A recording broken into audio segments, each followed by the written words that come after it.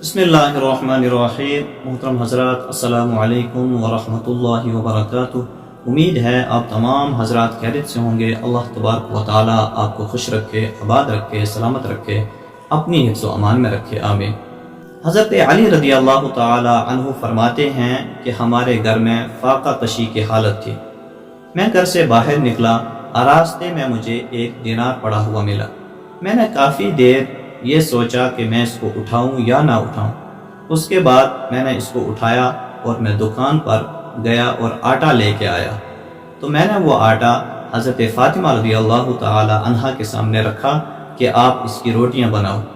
حضرت علی رضی اللہ تعالی عنہ فرماتے ہیں کہ حضرت فاطمہ رضی اللہ تعالی عنہا کی فاقہ کشی کی وجہ سے حالت یہ تھی کہ حضرت فاطمہ رضی اللہ تعالی عنہا کی پیشانی کے بال جو تھے وہ آٹا گوندنے والے برتن میں پڑ رہے تھے۔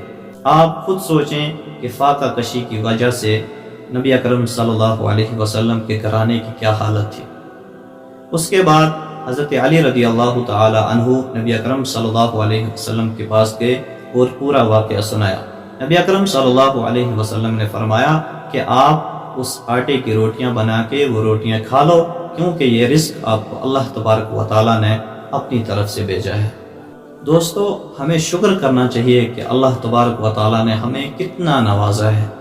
جو بھی اللہ تبارک و تعالیٰ نے ہمیں مال و دولت دیا ہے، ہمیں چاہیے کہ اس مال میں سے کچھ حصہ غریبوں پر بھی خرچ کیا کریں۔ اللہ تبارک و تعالیٰ ہم سب کو عمل کی توفیق نصیب فرمائے۔ وما علینا الا البلاغ۔